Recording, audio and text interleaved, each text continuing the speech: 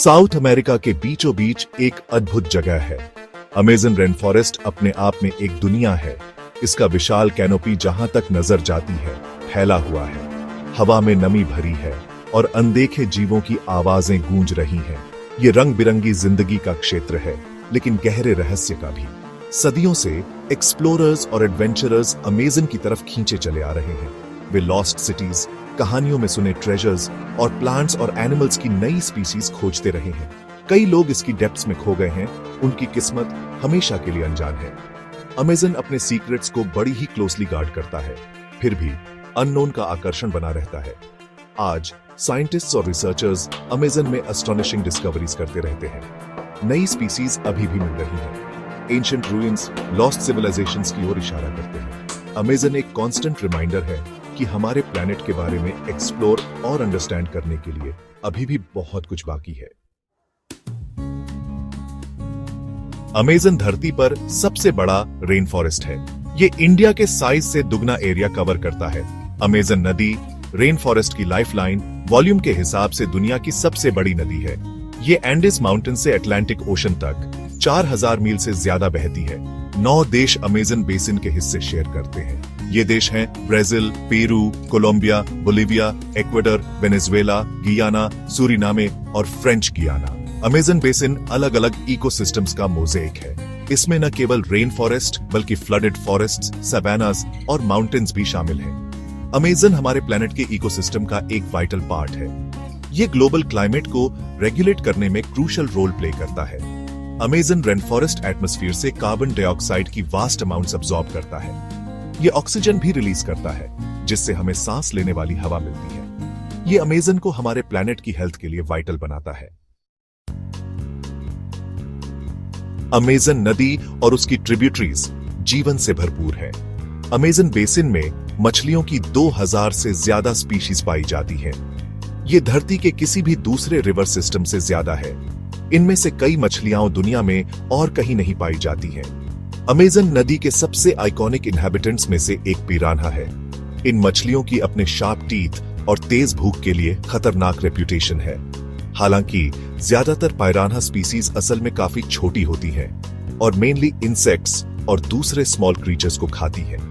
Amazon के पानी का एक और फैसिनेटिंग डेनिजन इलेक्ट्रिक ईल है। ये अनयूजुअल मछली पावरफुल इलेक्ट्रिक शॉक्स जनरेट कर सकती है। ये इन शॉक्स का यूज प्रे को स्टन करने और प्रेडेटर्स से खुद को डिफेंड करने के लिए करती है। अमेज़न ऐसे क्रीचर्स का घर है जो सीधे मिथ और लेजेंड से निकले हुए लगते हैं। ऐसा ही एक क्रीचर है अमेज़न रिवर डॉल्फिन, जिसे पिंक डॉल्फिन भी कहा जाता है।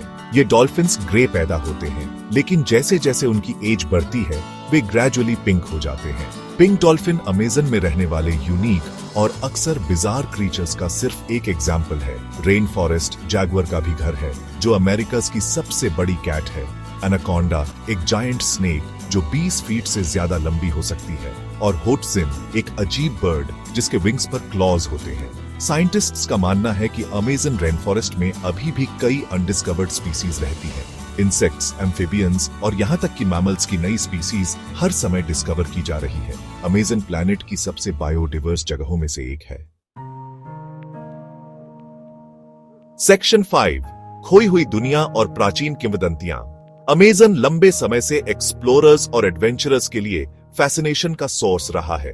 सदियों से रेन फॉरेस्ट के भीतर लॉस्ट सिटीज और हिडन ट्रेजर्स की अफवाहें फैली हुई हैं। हालांकि इनमें से कई कहानियां सिर्फ लेजेंड्स हैं, लेकिन इस बात के सबूत हैं कि एंशिएंट सिविलाइजेशंस अमेज़न बेसिन में थ्राइव हुई थीं। हाल के वर्षों में आर्कियोलॉजिस्ट्स ने सदियों पहले अमेज़न में एग्जिस्ट करने वाली कॉम्प्लेक्स सोसाइटीज के रिमेन्स को अनकवर किया है। इन सोसाइटीज ने बड़े शहर बनाए, सोफिस्टिकेटेड एग्रीकल्चरल सिस्टम्स डेवलप किए और शायद उनकी अपनी रिटन लैंग्वेज भी थी। ये डिस्कवरीज अमेज़न के प्रिस्टीन विल्डरनेस के ट्रेडिशनल व्यू को चैलेंज करती हैं, जो ह्यूमन हैंड से अनटच्ड है। अमेज़न इंडिजिनस पीपल्स की मिथोलॉजी और फोल्कलोर में भी प्रोमिनेंट रोल प्ले करता है, जो रेन फॉरेस्ट को अपना घर कहते हैं। ये कहानियां अक्सर फैंटास्टिक क्रीचर्स और सुपरनैचुरल बीइंग्स को फीचर करती हैं, जो इंडिजिनस पीपल और नेचुरल वर्ल्ड के बीच डीप कनेक्शन को रिफ्लेक्ट करती हैं। सेक्शन 6, जंगल के लोग। अमेजन रेन फॉरेस्ट अनइनहैबिटेड नहीं है। हजारों सालों से इंडिजिनस पीपल्स रेन फॉरेस्ट के साथ हार्मनी में रह रहे हैं। उन्होंने इसकी रिदम्स की डीप अंडरस्टैंडिंग और इसकी पावर के लिए प्रोफाउंड रिस्पेक्ट डेवलप किया है।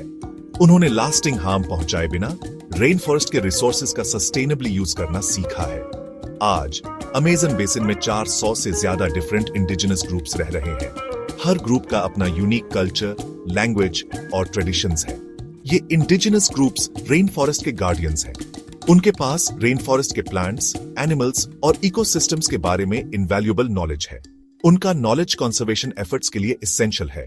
हालांकि कई इंडिजिनस ग्रुप्स की लाइवलीहुड्स और कल्चर्स खतरे में हैं। डिफॉरेस्टेशन, माइनिंग और दूसरे एक्सट्रैक्टिव इंडस्ट्रीज उनके ट्रेडिशनल टेरिटोरीज पर इंक्रोच कर रहे हैं। इंडिजिनस पीपल्स के राइट्स की प्रोटेक्शन अमेजन रेन फॉरेस्ट की प्रोटेक्शन के लिए एसेंशियल है।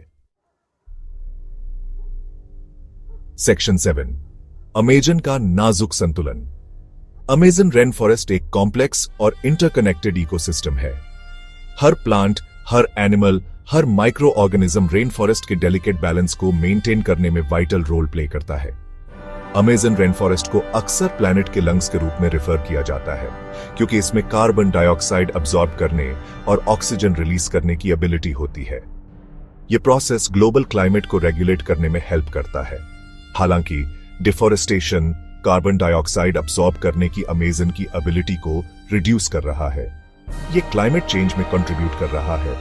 Amazon rain forest global water cycle में भी क्रूशियल रोल प्ले करता है। यह एटमॉस्फेयर में वाटर वेपर की वास्ट अमाउंट्स रिलीज करता है। यह वाटर वेपर बादल बनाता है जो साउथ अमेरिका के दूसरे पार्ट्स में बारिश लाते हैं। डिफॉरेस्टेशन इस साइकिल को डिसरप्ट कर रहा है। इससे रीजन में ज्यादा ड्राउट्स हो रहे हैं।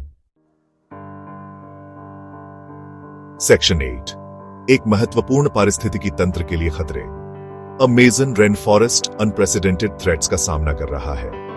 एग्रीकल्चरल एक्सपेंशन, लॉगिंग और माइनिंग से ड्रिवन डिफॉरेस्टेशन सबसे प्रेसिंग थ्रेट है।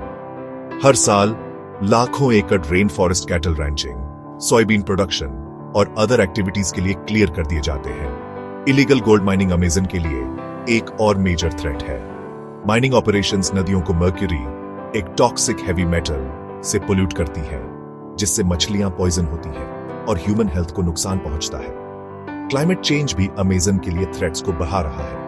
राइजिंग टेम्परेचर्स और changing rainfall patterns rain forest को ड्राउट्स और फायर्स के प्रति ज्यादा ससेप्टेबल बना रहे हैं। अमेजन रेन फॉरेस्ट के लॉस के पूरे प्लेनेट के लिए डेवास्टेटिंग कॉन्सिक्वेंसेस होंगे। ये क्लाइमेट चेंज को एक्सेलरेट करेगा, बायोडाइवर्सिटी को रिड्यूस करेगा और ग्लोबल वाटर साइकिल को डिसरप्ट करेगा।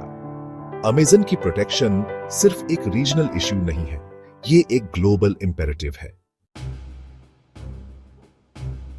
सेक्शन 9, सुरक्षा और संरक्षण के लिए एक आह्वान।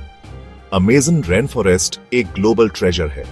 ये इमेंस ब्यूटी, बायोडाइवर्सिटी और कल्चरल रिचनेस की जगह है। ये हमारे प्लैनेट के लाइफ सपोर्ट सिस्टम का भी वाइटल पार्ट है। अमेजन रेन फॉरेस्ट की प्रोटेक्शन हमारे प्लैनेट की हेल्थ और फ्यूचर जनरेशंस की वेलबीइंग के लिए एसेंशियल है। उम्मीद है दुनिया भर की गवर्नमेंट्स, ऑर्गेनाइजेशंस और इंडिविजुअल्स अमेजन की प्रोटेक्शन के लिए काम कर रहे हैं। इंडिजिनस कम्युनिटीज कंजर्वेशन एफर्ट्स में लीड कर रही हैं। सस्टेनेबल इकोनॉमिक एक्टिविटीज डिफॉरेस्टेशन के ऑल्टरनेटिव्स प्रोवाइड कर रही हैं और अमेजन की इंपॉर्टेंस के बारे में अवेयरनेस बाज रही है। अमेजन रेन फॉरेस्ट की फेट हमारे हाथों में है। कंजर्वेशन एफर्ट्स को सपोर्ट करके, अपने एनवायरमेंटल फुटप्रिंट को रिड्यूस करके और अमेजन की इंपॉर्टेंस के बारे में अवेयरनेस रेज करके हम सब यह इंश्योर करने में हेल्प कर सकते हैं कि ये एक्स्ट्रॉर्डिनरी प्लेस आने वाली जनरेशंस के लिए थ्राइव करता रहे।